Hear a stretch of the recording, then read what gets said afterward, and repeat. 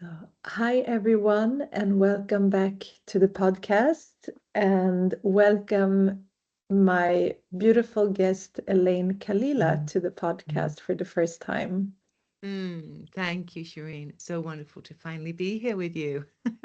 Yes, it's been a couple of years of walking parallel and doing your beautiful work. I've been following you for a long time, and I think last time we spoke in our chat, we actually have a lot of um, friends in common and guests that I had that you know, so we're all connected. I'm really excited to talk to you today, and I'm Absolutely. Oh, so yeah.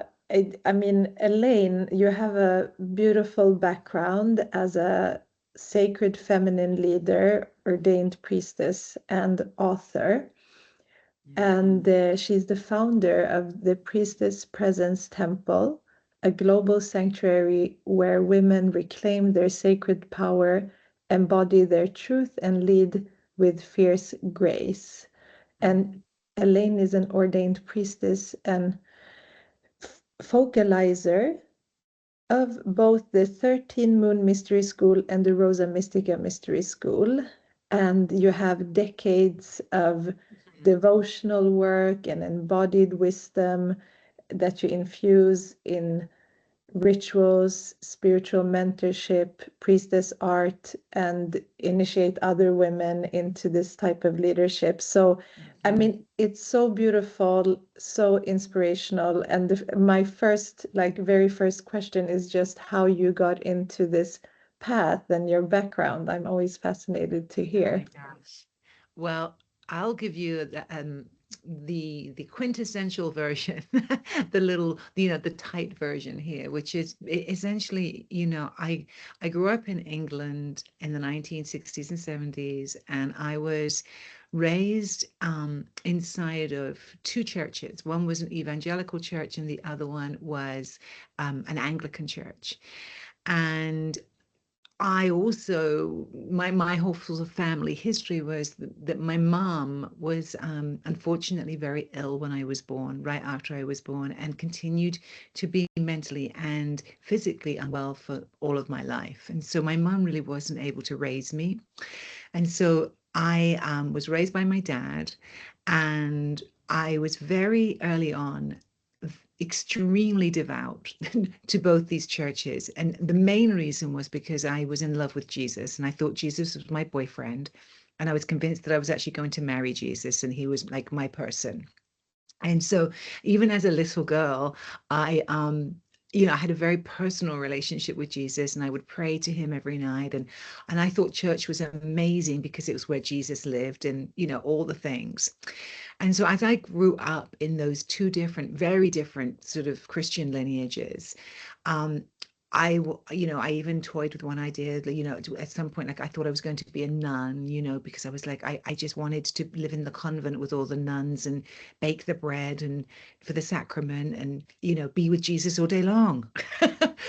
Well, this all carried on until I was about in my adolescence and I had applied to be confirmed in the Anglican Church. And what that means is that once you become confirmed at 13, it means you can take the blood and body of Christ, so the Holy Sacrament, the Eucharist. And I back then thought that that was the most extraordinary thing, that you got to have this ritual where you could eat and drink of the body of Christ. It was so intimate, right? And I was totally transfixed with that idea. And I was going to be confirmed. And the day that I was there for this to happen, I was in the cathedral, and the bishop with the big pointy hat was coming along. And in the confirmation ceremony, what they do is they come to you and they use the holy oil, the anointing oil, to anoint your forehead with the Holy Cross. And that is meant to signify you receiving the Holy Spirit or the Holy Ghost, whatever that means. We'll get into that later. So I'm standing there in my white dress along with all these others, and the bishop comes along and he stands in front of me. And when he stands there, I'm looking into his eyes, this kind of eager 13-year-old, like looking up to him. And I look into his eyes and they're dead. There's just nobody there. And then he reaches toward me with his hand and the holy oil and puts it on my forehead. And in the moment he put that oil on my forehead, I heard a voice inside of me that says, this is not it. This is not real. There's nobody here. He is not conferring the Holy Spirit onto me. There's no transmission here. There's no energy here. There's no Shakti here. There's no life force. In fact, the Holy Spirit is nowhere to be found, right? And I didn't have those words as a 13-year-old, but I had that feeling of betrayal and confusion. And then as I was standing in the church, I had this rush of energy come up inside of me, and this voice said, where are all the women?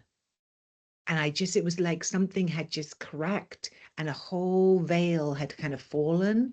And I was just completely in a different space. And so what happened was basically I left the church soon thereafterwards because I just couldn't reconcile where all the women had gone. And you have to remember, in the Anglican Church, we don't even have Mother Mary. We certainly don't have the Magdalene. We don't have any women. In fact, we have no iconography of anything other than the crucifix. There isn't even a picture of Jesus. You know, it's so sterilized from the actual storyline of Christianity, or from the spirit of Christianity. And so I, at 13, in my very feisty way, left the church, and that began a really, really, really long journey. I'm now coming toward my 60s, right? Of looking and seeking for the feminine face of God, for where was she? And that took me all over the world. In my 20s, I traveled. I spent a lot of time in India. I spent a lot of time in Indonesia, in Bali, in Thailand, in Nepal, looking for other ways that the feminine was going to be expressed as divine, really. And then many years later, I had been doing all kinds of different work in the world. And about 25 years ago, I was living in Northern California at that time. And a friend of mine said, you must come to meet this woman. And I said, okay, I don't know why I'm going to meet this woman, but I'm going. And I go to this very ordinary suburban looking house on a cul-de-sac in like a housing area. And it's a very ordinary front door. And I walk up to the door, and no one greets me, but the door's open, and I walk through, and there's a big, beautiful blue velvet curtain hanging in the doorway. And as I walk through the curtain, there's this beautiful incense burner burning this extraordinary copal. So there's clouds of this beautiful copal burning. And a woman greets me, and she has a blue robe on, and she's silent. And she just comes toward me and beckons me to come to this beautiful bowl of water with all these flowers floating in it. And she takes my hands and she begins to bathe my hands in the water. And as she is bathing my hands in the water in silence, it's like time completely stopped. And I had these tears just rolling down my cheeks, like not crying, but weeping. And I had this complete full body sense of, I remember this. This is what I've been looking for. My whole life, I've been looking for this kind of reverence or sacredness or devotion embodied. And then I walked through. She led me to go sit with a woman who then became my teacher. Her name was Ariel Spilsbury. And she had founded and brought through this mystery school called the 13 Moon Mystery School, which is based on 13 faces of the Divine Feminine. And I just knew that that was the path. And that was 25 years ago. And sure enough, here I am 25 years later, as one of the focalizers that have trained to bring her legacy into the world, to bring that lineage into the world, alongside the other lineage that I stand in, which is the Rosa Mystica lineage, which is the lineage of the Magdalene and the sacred mirror force and the sacred art of anointing and hands-on healing on the body. So that's the quintessential version of the story. There's a lot more pieces in there, but that's the one that kind of ties that thread together of how I got here. That's so beautiful. I loved listening to your story, and I think I heard it many years ago when you had another talk. It brought back so much memories for me. Probably when, like that time when I started a lot of my journey with the Divine Feminine as well. And I would actually love to, because I know that back then I did look into the 13 moon, maybe just going into that to give a context to Yeah. your work. What does Yeah. that, because what you said also, you have spent many years in India, and there we have all of the different phases of the Yeah. goddess, and then what does this tradition of the 13 Mm. moons So symbolize? that tradition, what I love about it is it's not rooted into one spiritual context or one spiritual lineage, in the sense of it's looking at it through the lens of the archetypes that exist in every culture, right? So whether we call it the archetype of the Great Mother or the Goddess of Compassion or the Priestess or the Muse or the Goddess of Love, these are overarching archetypes that live within every culture because they are universal. And within every culture has its own expression. So, for example, if we go to the goddess of compassion, we could see Mother Mary in there. We could see Kuan Yin. We could see Tara. We could see all kinds of different goddesses who hold that position within a specific lineage or spiritual tradition.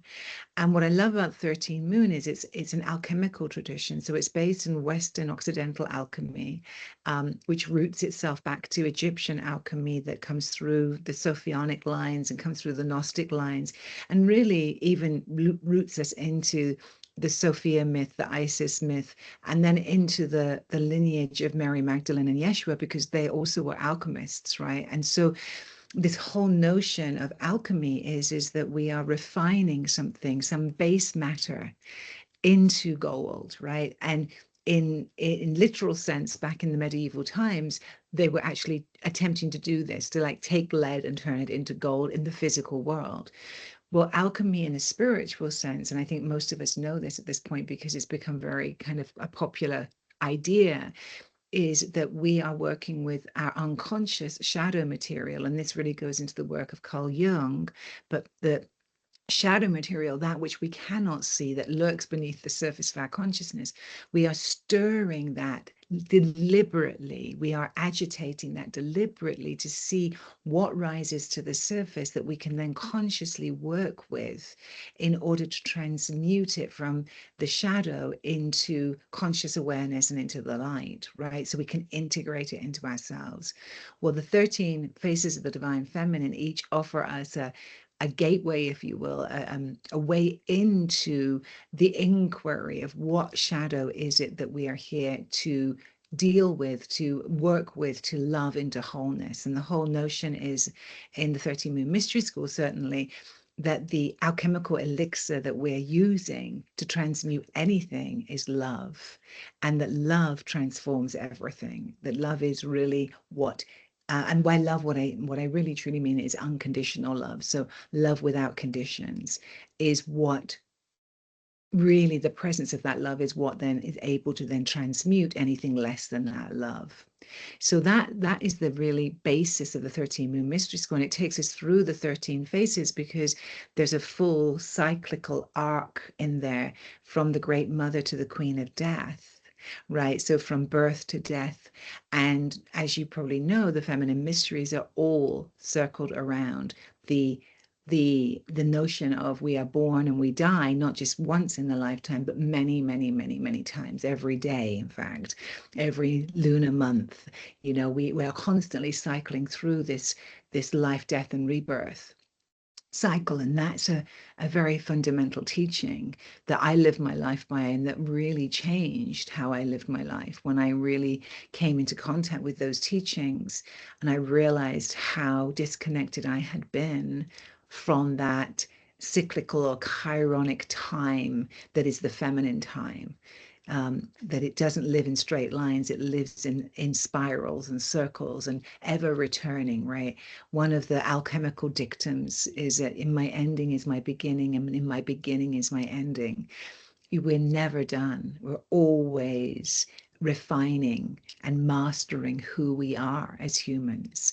And I love that. I love that evolutionary idea. I love the idea that we get to revisit and rework ourselves.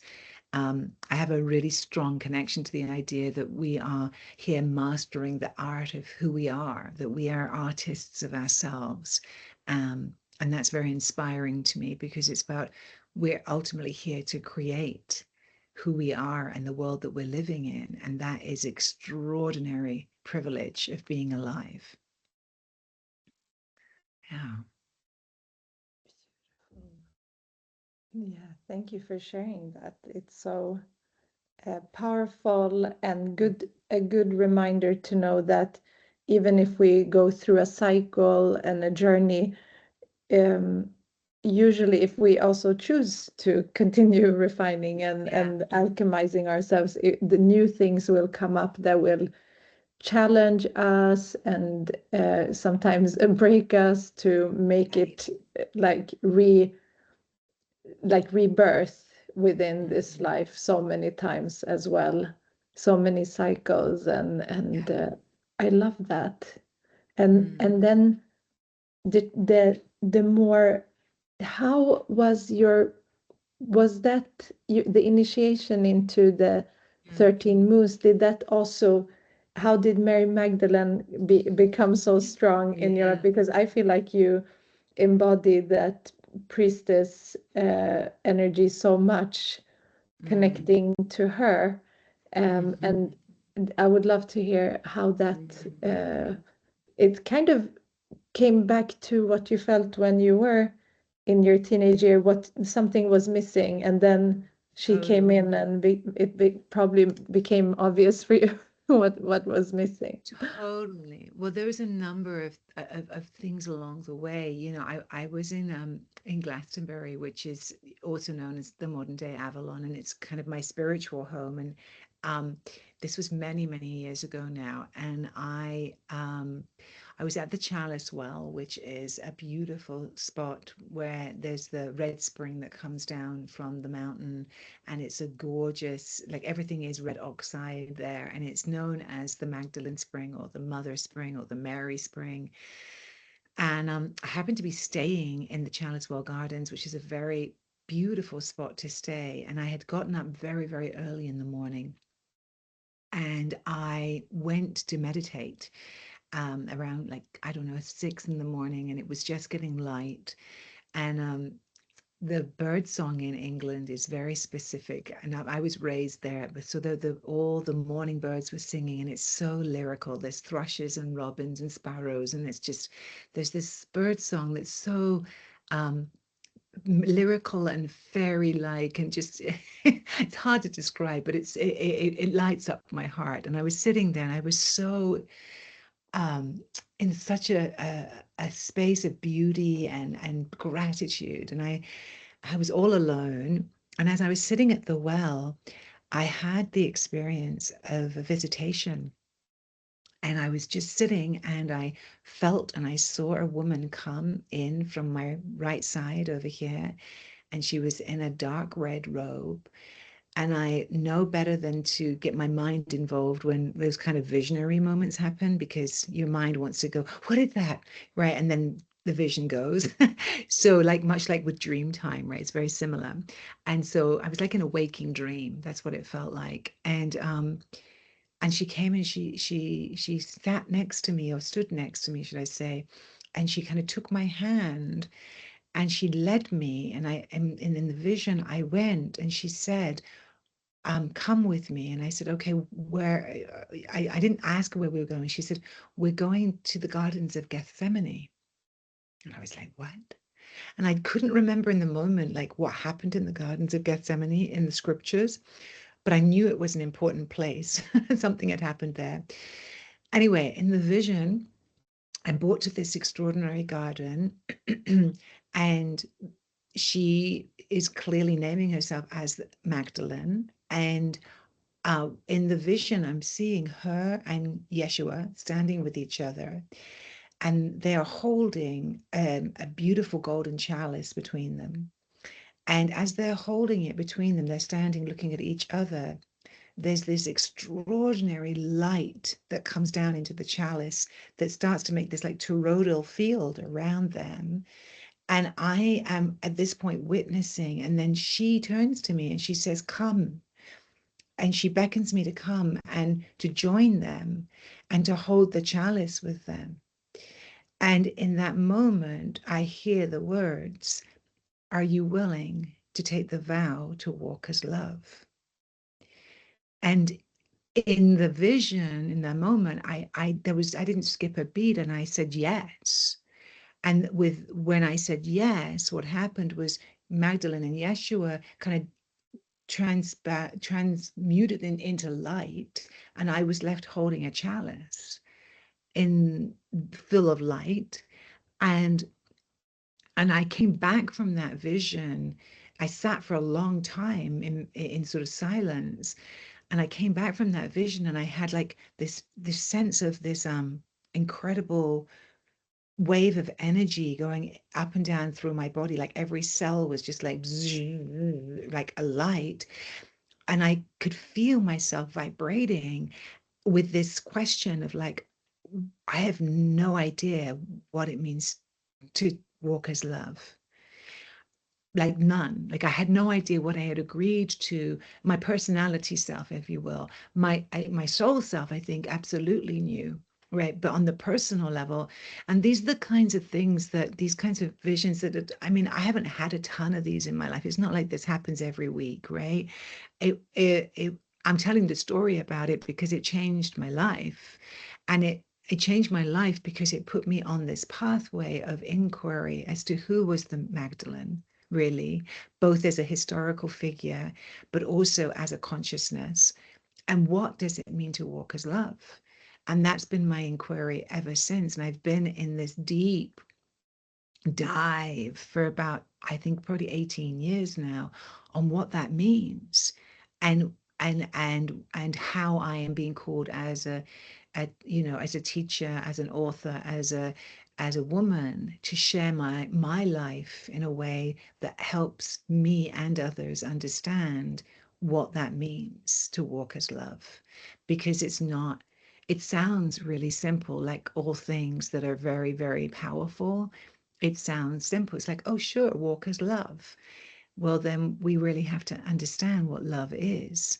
And love is not one thing. Love is everything.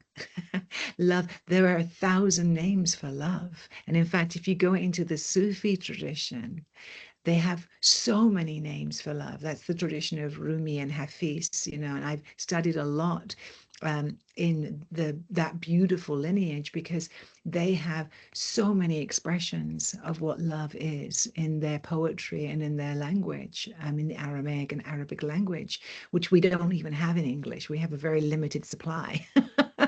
So I've been on this pathway, and somewhere during that time, I met another one of my teachers, another one of my beloved elders, and her name's Diana Dubrow.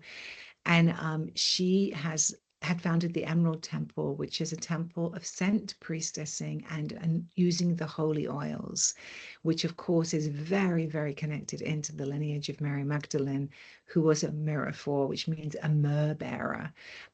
Obviously, if we go into the scriptures about Mary Magdalene, the 4 canonical gospels that we have, Matthew, Mark, Luke, and John, there's many, many other apocryphal ones we have, but the 4 that were accepted, the one story that's in all 4 gospels, the only story that shows up in all 4 gospels, we should say, is the anointing rites that Mary Magdalene offers to Christ. And so we understand that this is an incredibly important part of the sacred technology that Mary Magdalene was walking with, this art of the use of holy oils to transmute physical into spiritual.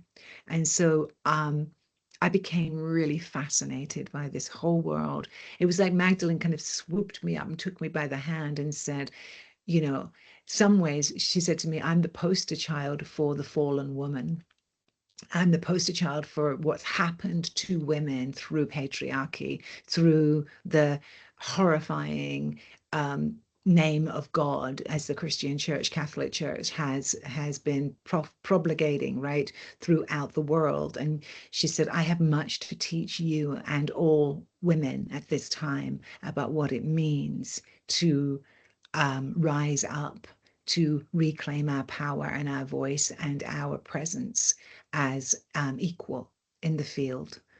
So I'm really grateful for all of this, and it's been a wild journey with her as a you know who do we turn to in the middle of the night? Well, for me, it's Mary Magdalene.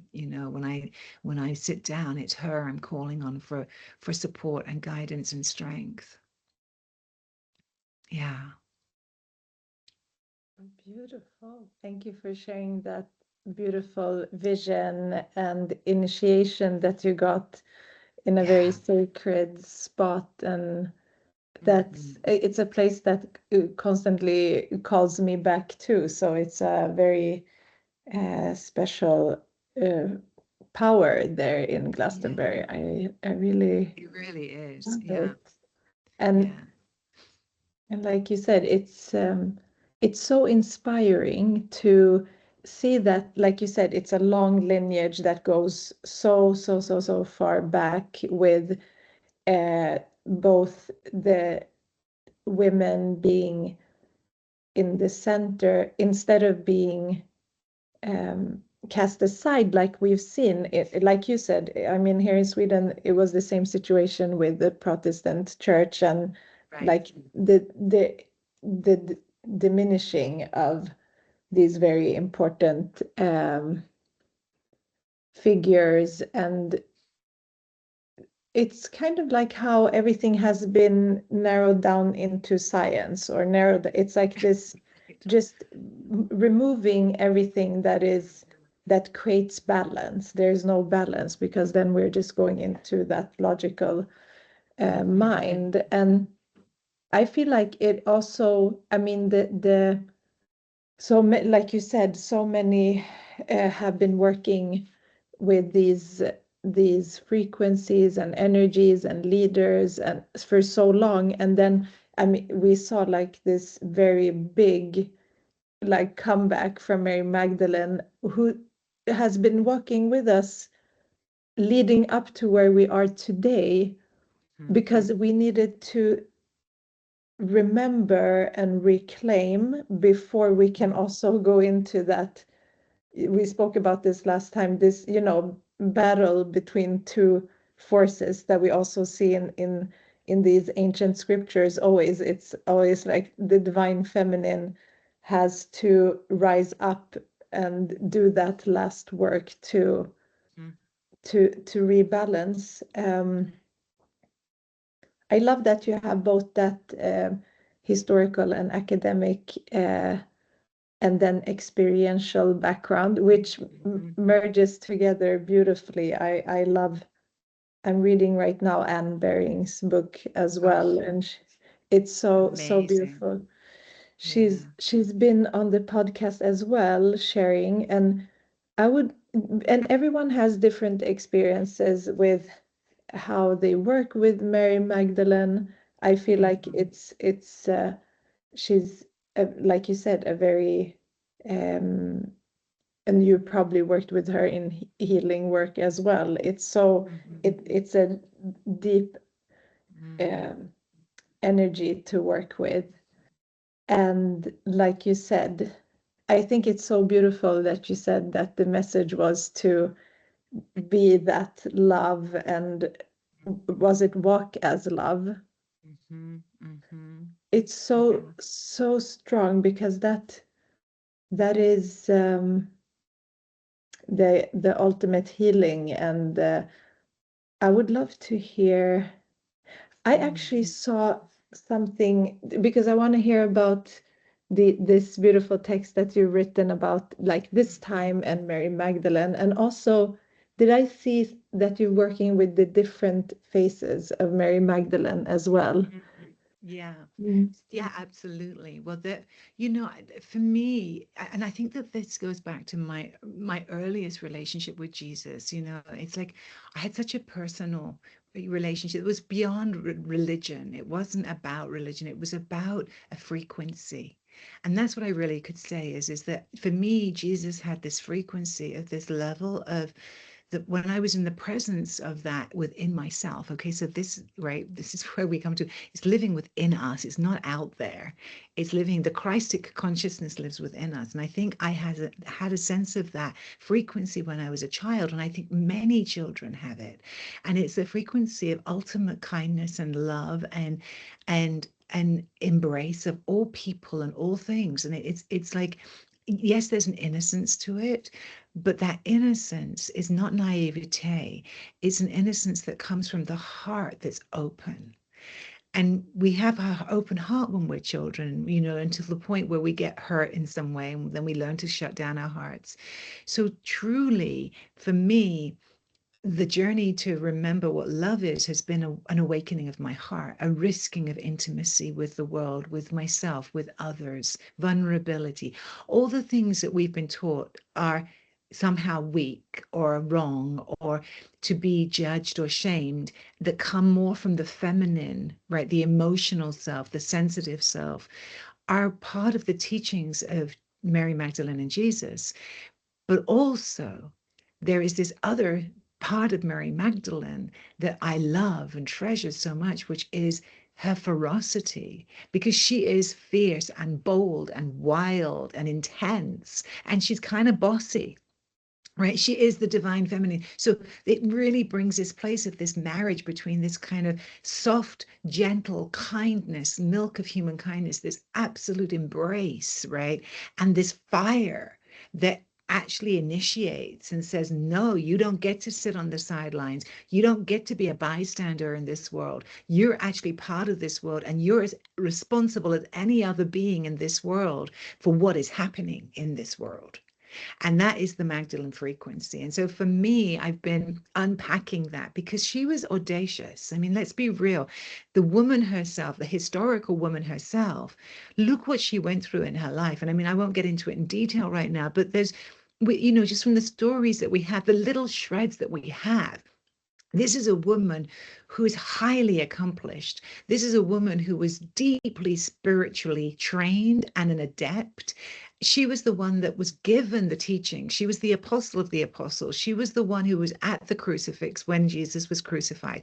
She stayed with him through this torturous experience and was able to hold together her center and not lose her mind in the sight of something so horrific as her beloved being tortured to death, right? She stayed through that. She then brought that message back to the other disciples where they questioned her and were falling apart and terrified for their lives. She's the one who gathered them all together and said, look, it's okay. Remember the teachings. He's not gone anywhere. The Spirit of Christ is within us.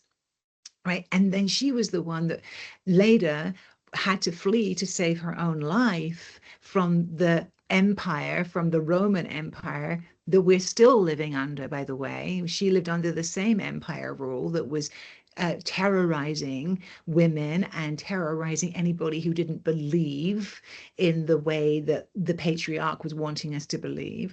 And she fled and went to France and, grounded the teachings into what then became the Cathar religion, and the teachings of Mary Magdalene, the way of love is embedded there. So we have this role model of this extraordinarily strong woman, but she wasn't shut down in her heart. She had done the inner marriage work where she was both soft and strong, right? She could be incredibly loving in the way of love, but this idea that love is always soft and love is always accommodating is bullshit. That's not what love is. Love is sometimes being willing to say absolutely not.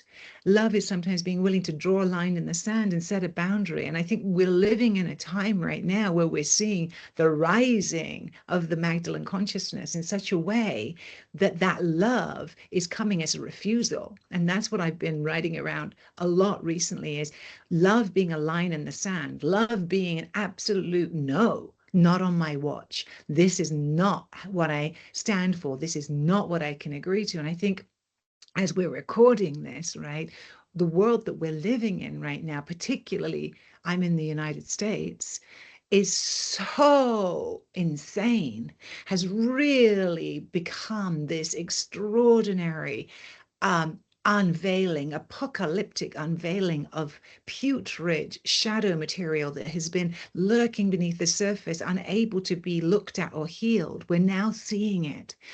Well, for me, the Magdalene consciousness is able to look at that, see it, not run from it, not be freaked out by it, but choose to look at it and see it and come forward with love toward it. And not love that says, there, it's all going to be okay. No, love that says, this needs to be held to account. This can no longer happen. You know, we're sitting now with the rupture of the Epstein files, the rupture of what's happening with the immigration and the throwing of people into concentration camps here in the United States. And there is this peeling back of the layers, right, of illusion that we've been living in. And the Magdalene has been preparing many of us for this moment because one of her core teachings was, when the shit gets rough, you don't just run away. You stand in the face of it and you look it in the eye and you say, I'm not scared of you. You will not scare me away because I know what's right in my heart. And this is not in alignment with love.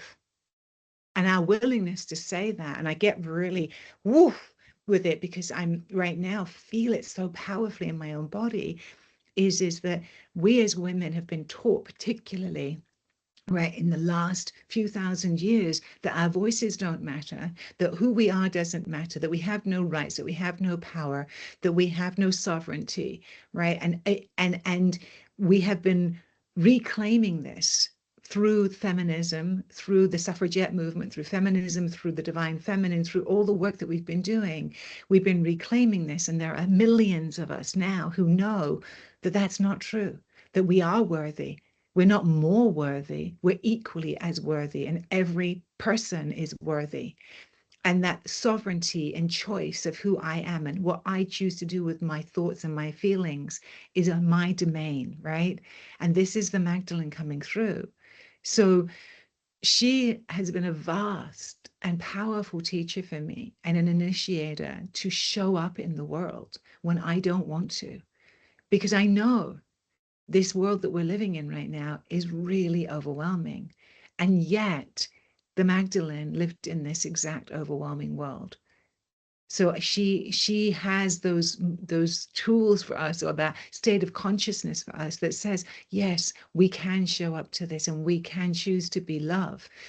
But we have to understand that that love is actually an alignment within self, that we can recognize and know in the moment what love is, because it's changing all the time. How love wants you to show up is changing all the time.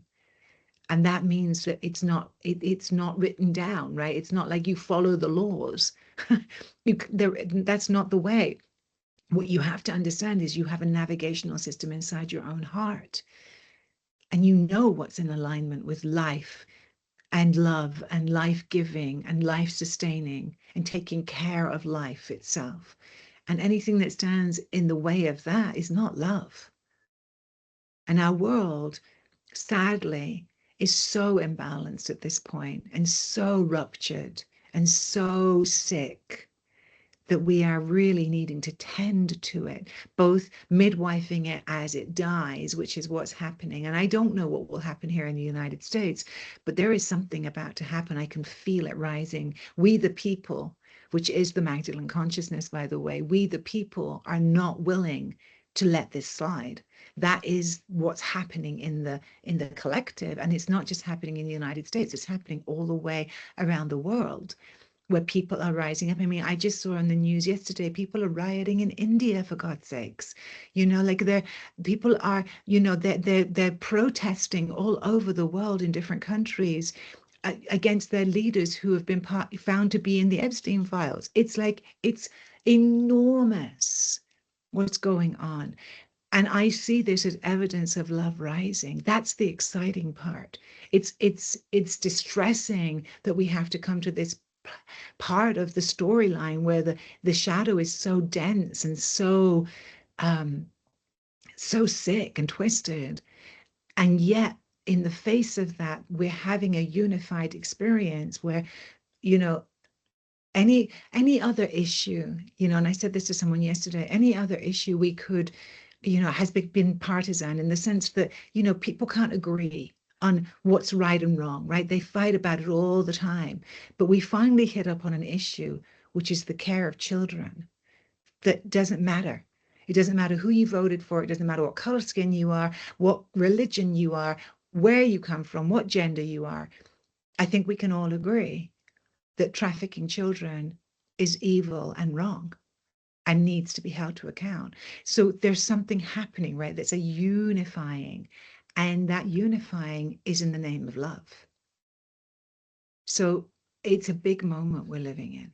And I believe that we've been preparing for this for a very, very long time. And those of us specifically who've been drawn to the world of the Magdalene, I think she's been initiating and calling us out and in to our power, because we need to stand in it now. So that's what she's been talking to me about. Yeah. In the wee hours of the morning when I have my conversations with her, you know, that's what she's been saying is we must look in the eye. We must remain present. We must take care of ourselves. We must realize that no one of us can do this alone. We must realize that we're not alone. We've never been alone. And we must realize that the power doesn't live out there. It lives in here, and that we have power to make the change. And that's extraordinary. Yeah. Yeah, I'm just taking everything in because I came into a different frequency listening to you. Thank you so much for sharing that. Yeah, it's just so many different it's like you said, it's now we you know, we tend to be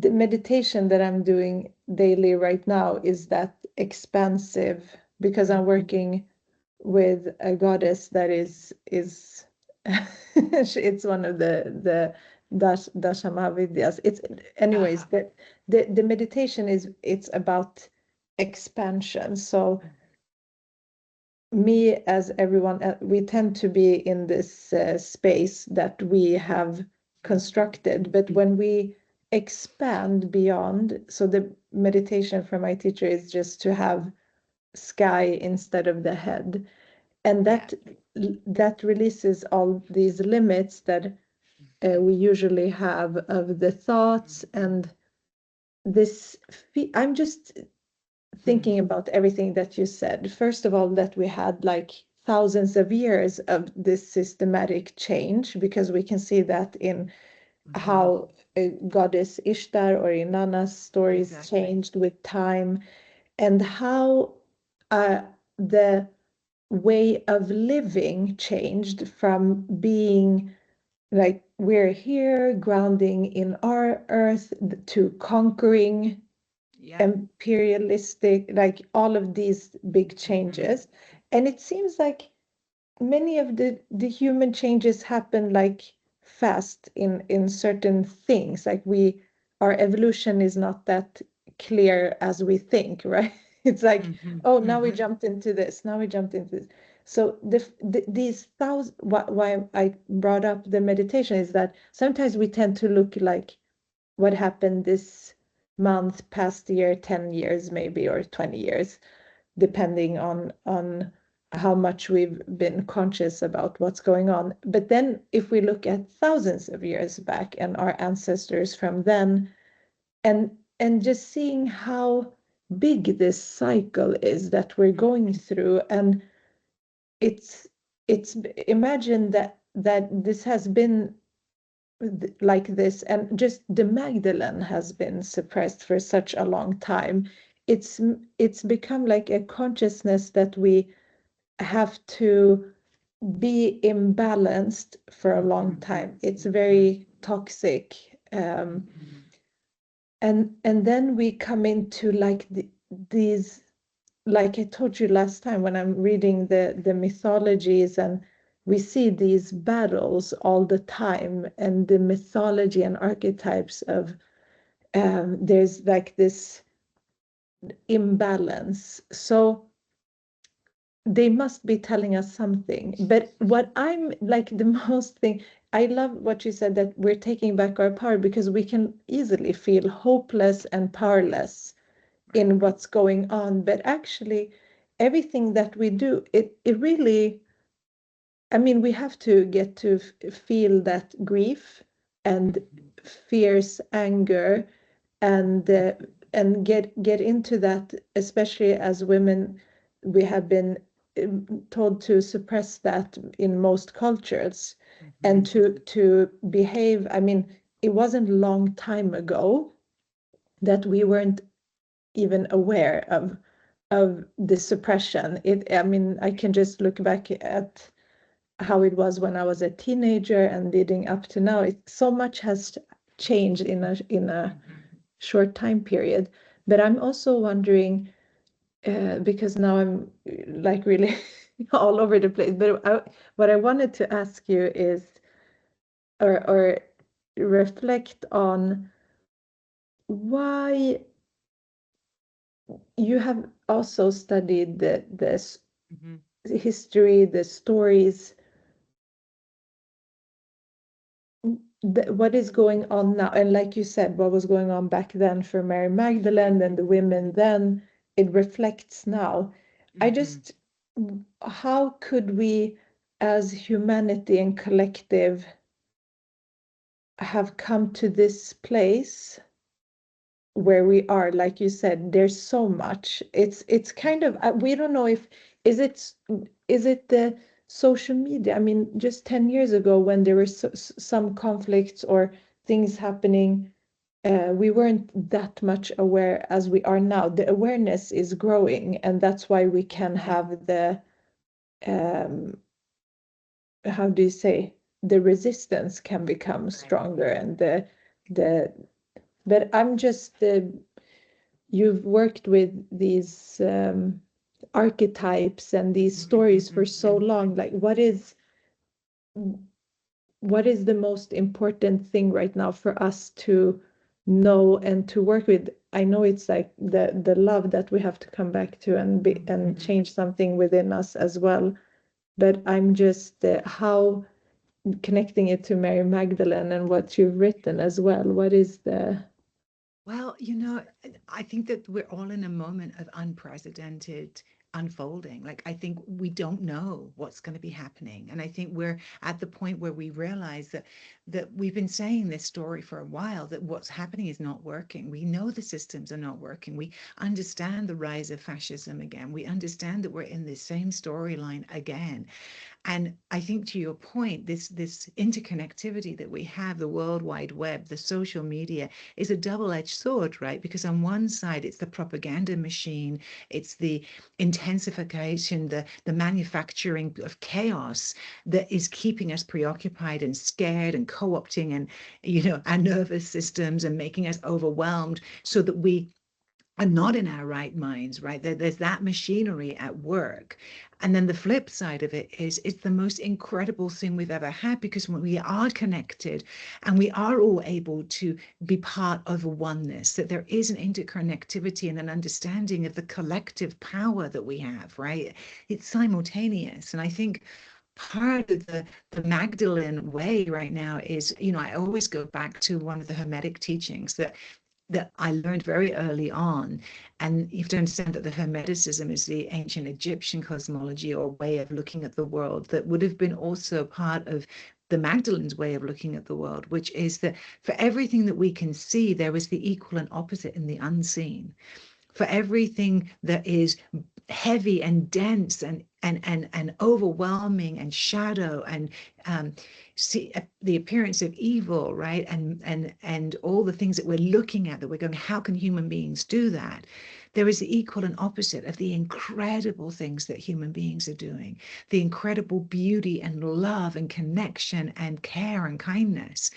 We just don't tend to see that as much as we do the other thing, because that's what gets focused on. So for me, the Magdalene way of love, and this has been one of the things that she's been really working with me around in the last 2 weeks specifically, where things have gotten really hairy, right? And it's like our nervous systems collectively are just going, whoa, right? It's like the revelation is not pretty. This is really ugly, intense stuff we're looking at. But her reminder has been, do not get lost in that world of terror. Yes, be present to it, witness it, open your heart to feel it, but do not allow it to co-opt you and have you imagine that that's all that exists, because it is not. Right? What also equally exists are the amazing things that human beings are doing in response to that. Like what was happening in Minnesota, where they've now said, Minnesota has been, that the city of Minnesota has been, elected to receive the Nobel Peace Prize. It's the first time a city has ever been, put forward because of their response of how they came forward with love in the face of such violence. That's the Magdalene, right? How we're seeing people waking up to their mistakes and taking ownership for it. Not the administration. Oh my God, no, here in America, we're not there. But the people that voted for that administration are waking up and seeing the error of their ways. And they're seeing, oh my God, this is being done in my name. I put my power behind that. I retract my power. There's a lot of withdrawal of consent going on right now. That's another act of Magdalene's love for me. Because what it's doing is it's saying, you have to, each one of us has to decide where we're going to stand now. There isn't a rule book to play by. There is an energetic truth that's embedded within most spiritual traditions, which is that for everything we can see, there is equal and opposite unseen, right? There's a polarity balancing going on. And the only way that we are going to create something new is if we see that there is this polarity and we're able to bring them together within ourselves somehow. And from there, something else is born. And we're all in that right now. We're all in it, because what we're all being faced with is that we've all been complicit to this system in some way. And that doesn't mean that we're at fault for the abuse that's happened. It means that we have been complicit because we've been trained to allow it to happen. And that's the big split that's happening, the big renting in our consciousness, is the removal of that consent. No, I do not agree. This is not what I will put my energy behind, and whatever I need to do to realign my energy with what's real and true for me will have to happen now. And that's a massive thing, because that's just like one person making that decision, but it's not, it's millions of people making that decision. And when millions of people make that decision, change happens, because it cannot not change. It's like the straw that broke the camel's back, right? It's like that. You mentioned it earlier on, Shireen, when you said, it seems like we're going along as a society, and then there's these big changes, right? Well, we just went through the astrological shift of Saturn and Neptune going into Aries, right? And that 0 point of ignition, which, the last time that happened was 1989, which is when the Berlin Wall came down, or when Nelson Mandela was let go out of prison after 27 years of imprisonment, and eventually became the first Black president of South Africa, and the ending of apartheid. I mean, that was, incredible seismic changes, and we're at that same point. So I think we have to realize that we don't know what is possible right now. And for me, the lens that I see it through is the rise of the divine feminine, not just within women, but within men too. And this Christic consciousness, which is the return to the heart, to what actually matters in our hearts is an evolutionary stage that we're going through. And, you know, I sit with this because, you know, when I've been listening and asking in the night, I've been praying with Magdalene and saying, you know, show me, what do we need to know? And these are the things that she said. She said, you need to stay present. You need to bear witness. You must stay now. This is not a moment to put your head under the sand. Yes, take care of yourself, but you must be present in your body, right? You must remain here. You are part of this change. And every act that you do matters. And this is the other thing that we've been taught. We've been taught that we don't matter. This is the big scam, the big lie, is that what we do, what we think, what we say doesn't matter. And that couldn't be further from the truth. The truth is everything you say and everything you do matters, right? And when we really sit with that, we realize that we're not insignificant, that we're part of a collective, and that when each one of us shows up in truth to that, something in the bigger field can shift. And so this, you know, she said that, you know, remember everything matters, right? And then she also said, remember to not harden yourself. You know, the answer to this despicable, horrifying behavior is not to harden yourself, not to shut your heart, but to actually allow yourself to feel the impact of that, because it's in the feeling of the impact of it that we actually then find the courage to stand up. And so what, you know, what we've been taught is to shield ourselves against that horror. But she's saying you cannot shield yourself from this horror. You have to see it and feel it. Because in that, the transmutation, and it doesn't mean being flooded by it. It doesn't mean like going so deeply into it that you lose yourself. And this is the piece that I think is so important, because everyone's asking me that right now, right? Like, how do I not become overwhelmed by this? And I say, well, you have to remember that part of, and this is my belief, by the way, everybody, you don't have to agree with me, but my belief is that part of the strategy that's going on right now is to have us be overwhelmed by it. That is part of the playbook, is to have us be so overwhelmed by it that we are in our traumatized bodies that we can't then take action. That is part of what flooding the collective nervous system with this kind of horror does, because none of us can metabolize it. But the truth is that we must come together to regulate our nervous systems and also to take care of ourselves and to remain present. And that's what I've been training myself to do for the last 50 years of my life. And it's been a long journey of being able to handle, right, being present in this world. And a lot of the work that I do with women is how do we cultivate the strength? Because we need strength right now. It's strength training to stay present and not get freaked out. And what we have to remember is that, well, and this is where I come down to Magdalene says, remember, love transforms all things. Never, ever, ever doubt that the presence of real love transforms everything. And I trust that. But I won't lie, it's not easy on the daily basis. And someone said to me just yesterday, Shireen, they were like, you know, I mean, how can any of us find the love right now? And I'm like, well, because the love looks like a big fat no right now.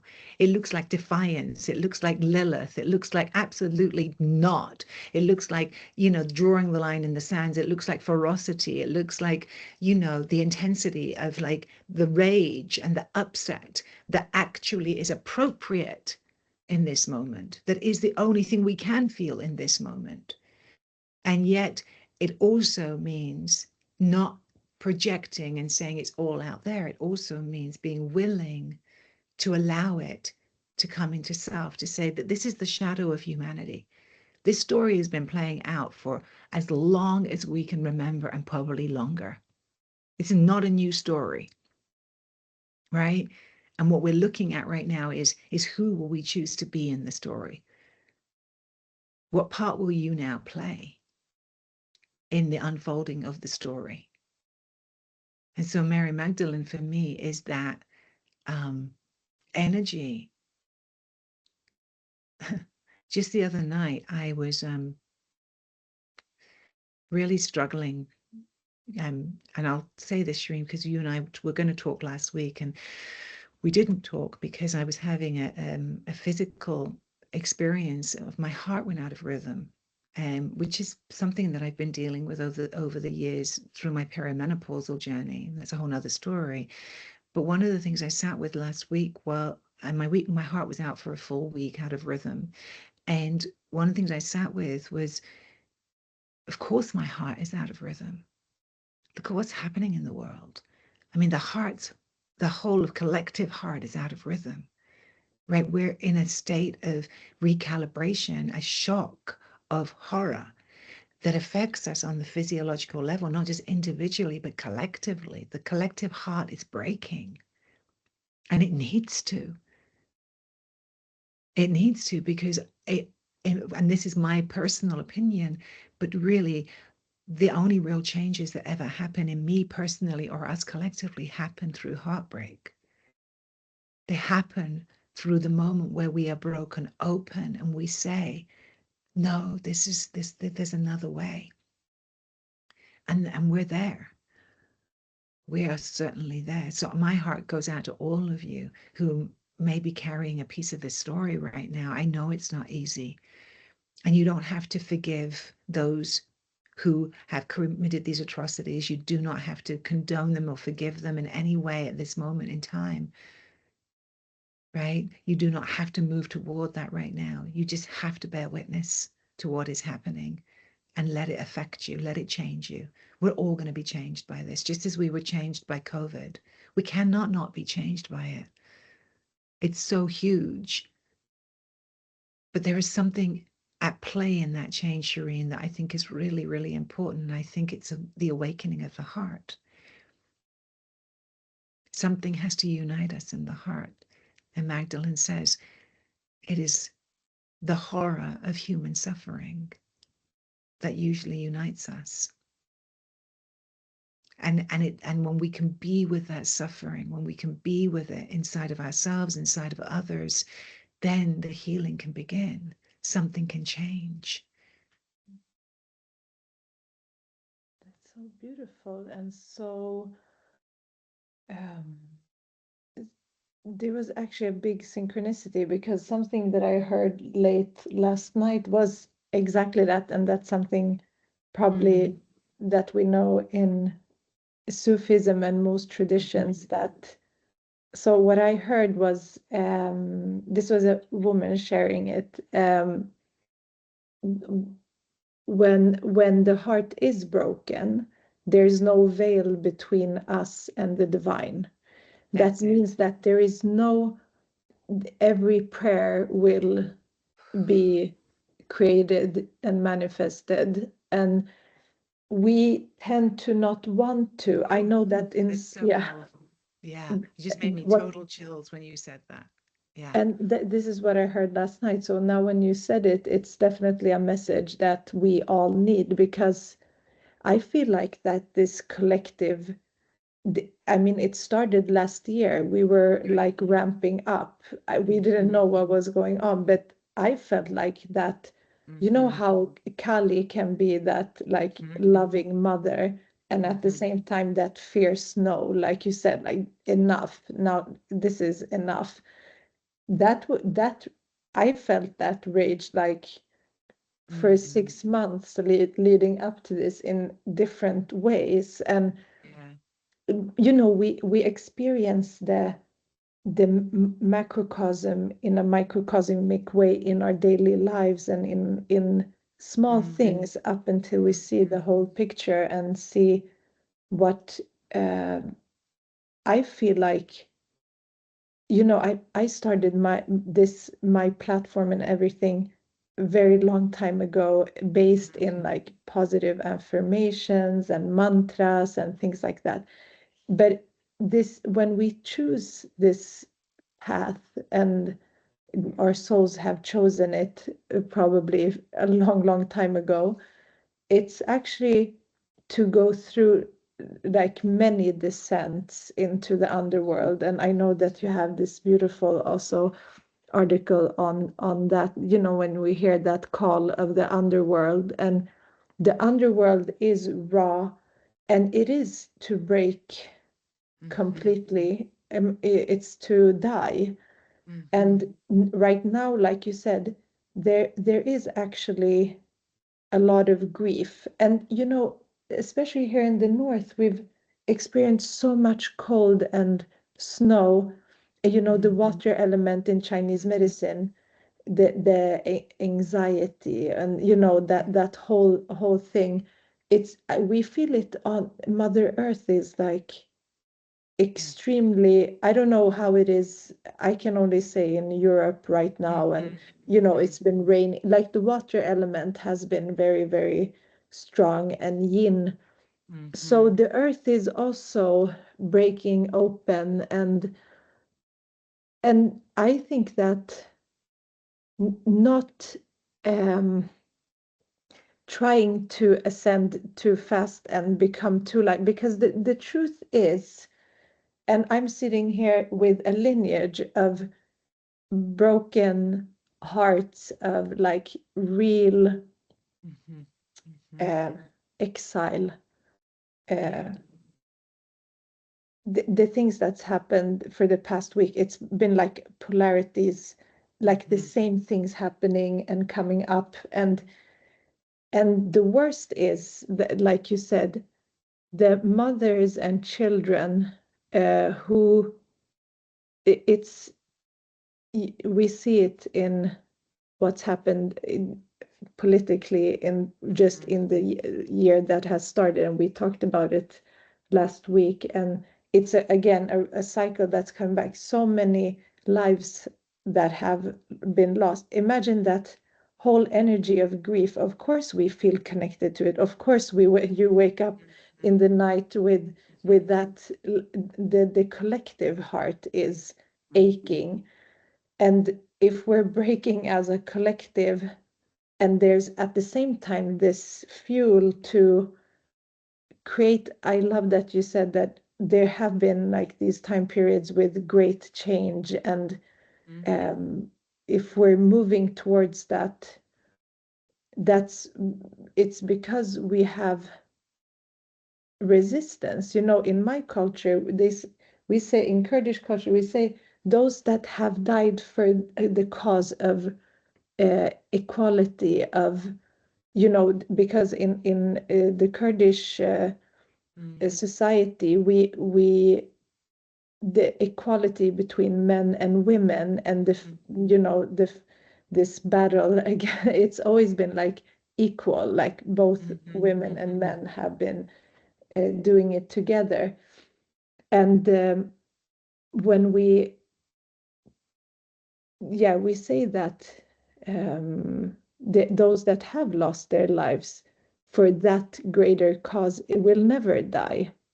So that's like a phrase that we have in our culture. Like you said, we also Kurdish has this ancient roots, and yeah, the way we say love, or I love you, it's so multicolored. And actually a lot of Sufi texts written by Kurds as well, because it was a in our culture deeply rooted Sufi orders. And so what I wanted to say is that, so from my personal the ancestral things are coming up for many of us, and when we witness the same thing happening again for us that who are in the diaspora and exile, we see it happening again.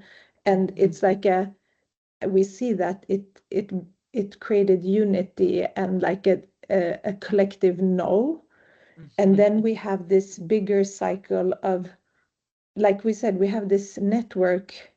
I don't know how it's happened, but I felt like the best support this past 1.5 months have been with all the priestesses and women around who have been collectively supportive, and we feel seen and heard in what we're experiencing, and compassion. Isn't it? It was one of my recent guests I listened to. I think it was Achala. She said that when trauma happens, if someone is there to witness what you're experiencing and you don't feel alone, it heals so much faster. So It's if the we, first step. Yeah. yeah, the worst thing is to have the belief that we're experiencing something alone, or we're grieving alone, or we're like we the community is so important, and we see that what we're going through, right?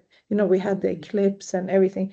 I just see the community part, and like you said, the devotional, for me, the devotional practices is like what keeps me grounded. I wanted to actually ask you what you would say to everyone who's probably listening and been feeling what we've been feeling. What advice do you have, like practice or like a daily thing that is almost like right now necessary to not get in Totally. that low Yeah.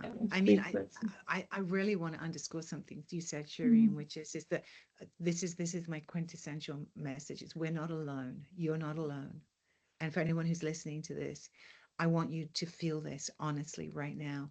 The rising is collective. And even if you feel lonely, and I have felt it right in the middle of the night when I was sitting with my own health crisis last week, the aloneness. But this is what Magdalene really wants us to know is you're not alone. We've never been alone. She's with us. Mother is with us. We are with each other.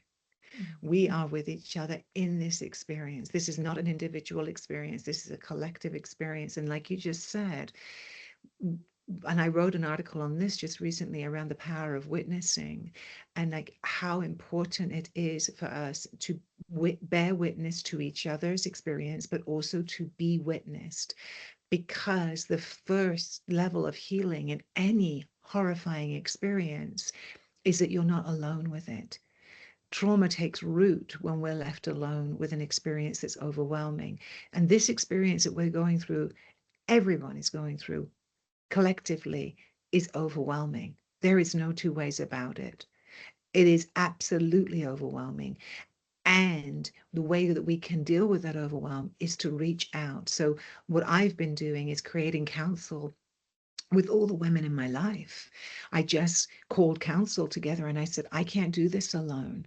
And so I'm setting up small circles, whether it's on Zoom or in my living room, touching base, making sure that I have contact with other people where we can talk it through and talk about our feelings. I'm asking for my beloved, my man in my life, to witness me and to help hold me in this and to help be the masculine that's willing to witness the pain of the feminine and hold me in it, right? Because that's really important. I'm asking my wider community to come together in ritual and ceremony together. We just last night decided we're going to gather my community together next week in a ritual of grief and heartbreak so that our community can be together, excuse me, to bear witness to each other, because this is the truth is that we might not all be Epstein survivors, but this goes so deep because there are so many women who have been abused, so many women and children who have been sexually molested, physically abused. The story is so deeply rooted in our world.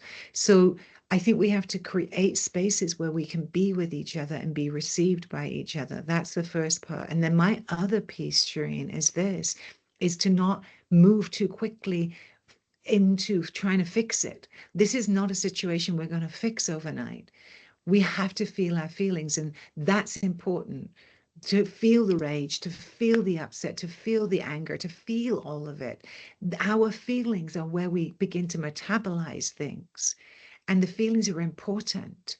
You mustn't spiritually bypass this. We can't just paper over this. That's not going to work. The deeper work is for us to witness each other and help hold the feelings.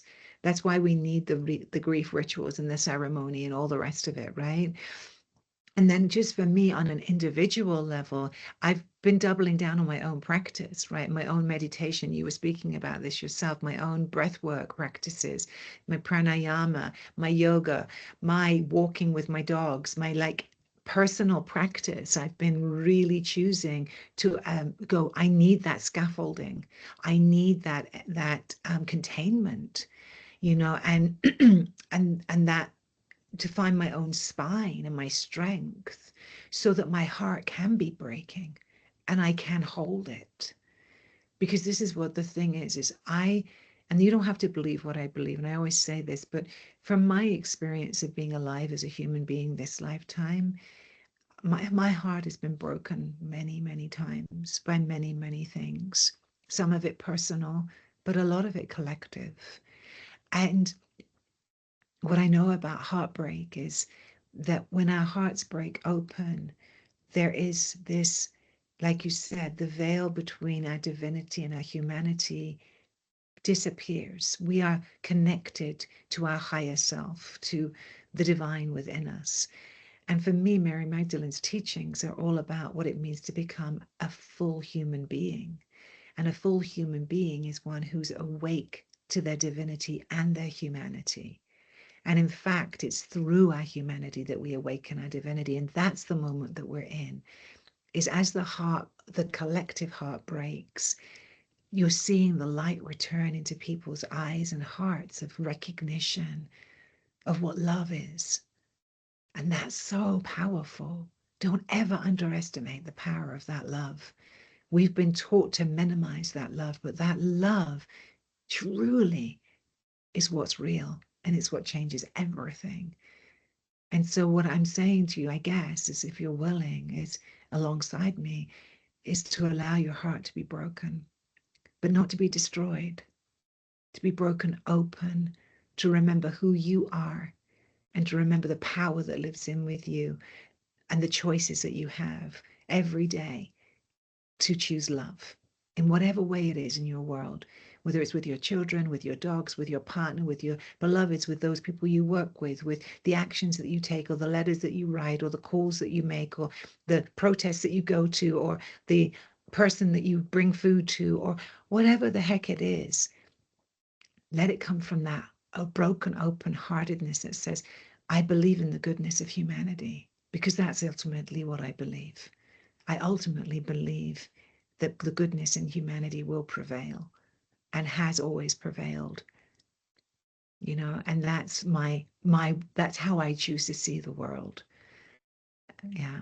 And so that's what I look for too. And I think that's important, you know.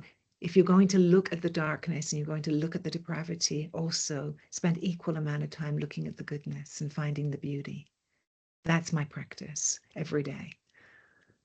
And that balance point does something within me that makes me have the fortitude, right, to continue. Beautiful. So those are some ideas I have, and I'd love to hear from everybody else. Like, what are you doing? Yeah, like, how are you doing this? Because we all have wisdom to share around this, you know, of what's working. And this is not going to be over anytime soon. This is not like we are walking through the Kali Yuga. We are walking through the end times of a civilization. And I believe, you know, many of us, and this is again my belief, but I believe many of us and those who are probably listening here made a choice to be here now for this very purpose, to lift the lamp, to lift the light, to lift the love, even in the heart of darkness, to allow that love to be here, brighter than ever. So that's where I am. It's beautiful. Thank you for sharing. And I'm sure that I want to say that you have a beautiful podcast as well, where people can find the Red podcast, right? Yep. Yeah, I love it. I want to just, everyone who's listened probably are so comforted and inspired by you speaking. You're so, I mean, you just channel what we need to hear right now, and so comforting and nourishing. And then also tell us maybe more about what you are offering and for those who want to continue from Yeah. this conversation to Well, more there's deeper a couple work? different places you can find me. You can find me over at priestesspresence.com, and that's where the mystery schools live. Both Rosa Mystica and the 13 Moon Mystery School live over there. And there's lots of resources. There's free quizzes. There's free self-study options that you can just jump into if you're just interested to learn more about both of those two worlds. And so that's priestesspresence.com. You can just go there. You can also find us on Facebook at Priestess Presence Temple and on Instagram, Priestess Presence. So that whole world lives there. If you're interested to come join me in my world, the Red Podcast is my personal passion project that I've been doing now for 5 years or so. And I just love, love, love um, being able to be in your position, Shireen, and ask the questions and host. And that's just so fun. So that's actually, you can just find that on Spotify right now at Red Podcast, or you can go to my website, which is elaynekalila.com. The other place where you're going to find me is over on Substack, and that's under Elayne Kalila at substack.com. And that is to come join me there if you want to stay part of my community. And I'm writing and offering pieces, and you know, a lot of what I spoke about today is what I'm writing about on my Substack currently. And what I will say is I'm in the midst of writing a book right now, and that's going to be hopefully out into the world next year. And so that's also part of what I'm sharing in my Substack as some writings that are going to be part of the book. So those are all the ways that you can find me currently. And we are already in session in Priestess Presence with our year-long Priestess Initiate training. So those have already started, but there's lots of other options. If you want to get started, you're interested, just go to the website and you'll find a whole bunch of options that will help introduce you to both the two different mystery schools. So there we go. I will link everything in the Yeah, show notes. And yeah, I want to hear more about the book when that comes closer to I publishing, know. so we can share that as well. Excited about that. Yeah, that just began this Congratulations. year, and I'm really excited. It's finally time. I've been waiting for the moment when the timing would be right, and now it is. So that's my big project at the moment, which I'm super excited about. That's So going to be amazing. Yeah, I'm looking yeah. forward to that. I Mm, really want to thank you so much for what you've shared today. It's so healing to mm, listen to you, and I'm sure everyone who's listened gets that what they need at this yeah. time. And Yeah. thank you for your devotion, your work, everything Mm. that you're doing in the world. It's so important, and I'm so grateful that you had time to talk to me today Oh, as thank you, well. Shireen. It was wonderful conversation. And what I would just say to all of you in closing is just to have a hand on your own heart and to just really hear me when I say you're not alone. You are not alone in this. We are coming together. The age of Aquarius is truly upon us. The collective is going to be our power. And we are networked together in a vast mycelial network of power and connection and intelligence. And we must remember that. We must remember that. That is the golden key, is that we are together in this. And that will change everything. And I can feel that happening. And that's the most exciting thing to me that's rising up out of this awful situation is our returned shared humanity. It bolsters me to feel that happening. So let yourself receive that.